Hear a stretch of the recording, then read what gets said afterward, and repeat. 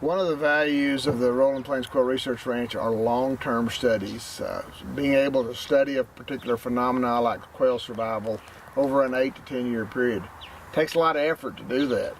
We employ summer interns, which are typically college-level juniors or seniors, and they come from all across the country to come out here and work for 3 to 6 months. Here with us today we have Stoney Newberry. Stoney is one of our summer interns this year. He's a junior at Texas A&M University. And I wanted to visit with Stoney and just ask him some questions about what he's learned from this internship. We get a lot of applications for our internships, and we want the various applicants to know what they're getting into. And that's the function and the goal of this particular webisode, is to learn a little bit about what our summer internship program is. Welcome, Stoney.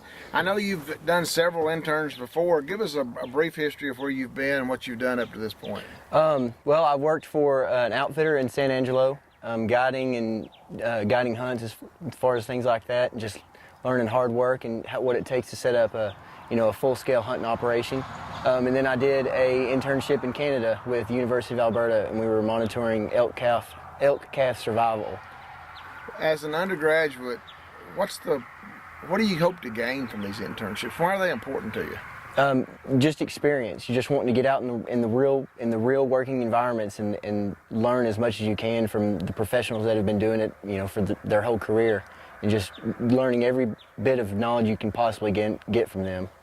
Well, as an employer, I know that again, this has been, and always will be a very competitive job market. So when I look at an application, somebody's done 2 or 3 or 4 internships around, I think, now here's somebody that's really striving to be a professional. So it makes me kind of favor, those kind of applicants when I see them. So I applaud you for that. I know many of the schools today require those internships, don't they? Yes, sir. Yes, they do. At least A&M does for sure. The internship I did in Canada, I got 3 credit hours for that, and it's considered field experience. So it definitely helps get your degree.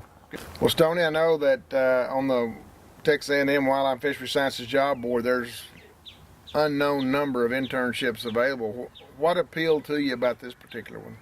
Gaining experience with quail was the main influence on me applying for this position. I plan to work in Texas once I graduate, and quail are a big part of Texas, and so I've done a little bit with deer just growing up, and then come over here and learn about quail would surely help me get a job once I'm done with school. So I figure learn as much as I can. I'm amazed when I put out a call for internships how many, especially young ladies, especially from the northeastern U.S., apply. And again, they've been around the U.S. They've got 3 or 4 or 5 internships under them, but when they come to West Texas, they need to be prepared, number one, for some heat and some potential of interactions with rattlesnakes like that, real world kinds of things. So I just like for them to be aware of kind of what they're biting off on sometime. What would you say are some of the most important professional skills that you've been able to pick up while you've been out here this summer? Really just working with people from the different backgrounds, like you were just talking about, people coming from everywhere. And so it's just a good way to kind of prepare yourself for what you're going to deal with once you enter the job market, as far as meeting people and learning how to handle them, and working together as far as dealing with differing opinions and things like that. I know that y'all have a regular little settee some mornings where you go over Aldo Leopold's Thinking Like a Mountain, and you talk about some of the philosophy and so forth. Do you find those kind of things appealing? Yes, because it brings you all together in a closed setting to where you can just bounce ideas off of each other, and you kind of see how they're thinking, and then you can kind of adapt to that and learn from them. Well, let's talk about some of the techniques that we use out here that maybe you did or didn't have exposure to. For example, radio telemetry. How do you think that's going to help you? Well, I mean, it's used a lot in just anything as far as from wildlife standpoint goes. I mean, I used it a lot when I was on that internship in Canada, and it was different. It was a different way of using the telemetry. There we were just getting live deads, and then if there was mortality, we would go in on them.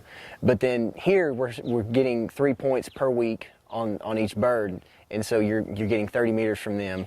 And so that's a little bit different, but it's still the same job, just a different variation. A lot of times a potential intern will ask me, well, could you describe a typical work day or a work week? How would you answer that question? Most of it's going to be filled up with the telemetry. As far as from the beginning of the summer, it's a little bit harder because you're learning the ranch and learning the kind of where the birds are hanging out. Once you get better at it, you kind of can fly through, but it still takes you quite a few hours every day. Then you've got your major projects. Those are mine was dummy nests, so it's just simulated quail nests. That took me quite a few days to get that all finished up. There's small mammal trapping, which one of the interns did, and it was very strenuous for her, but she got it done. There's camera trapping that takes a couple days each week sometimes, and so you're just different projects. I guess the point is, it's a variety of projects. I mean, I know of internships where basically your job is to build fence or clean up around the the facilities kind of thing, but it's would you agree with me that this one is more diverse, and again, it's not the same thing every day? No, sir, it's not the same thing every day, and it's not the typical grunt work that you would get with an internship on a ranch like this. I mean, this is a more geared towards professional experiences and learning experimental design and things like that. Well, Stoney, as we draw to the end of your internship, and again, as I use this to promote our internships here at the Rolling Plains Quail Research Ranch, would you recommend this to your friend and to your peers? What would you tell somebody that said, "Hey, I heard you worked out there. I'm wondering if I ought to apply"? I would tell them definitely do it. Even if it's something out of their comfort zone, that's good for you. Go out there, learn something new, meet new people, get those new contacts, and just, a lot of people say it's not what you know, it's who you know. It kind of is true. You need to go out there and meet people, and the best way to do that is get out there and put yourself out there and show your work ethic, show what you learn, and then also just learn from your experiences and just really take everything in. So there you have it from one of our most recent interns. If you're interested in our internship efforts and programs here, I encourage you to apply. It is a competitive market. And again, if you don't take this internship, I strongly recommend as a young professional that you find an internship that works for you and be able to get out there and get those on-the-job, real-world skills.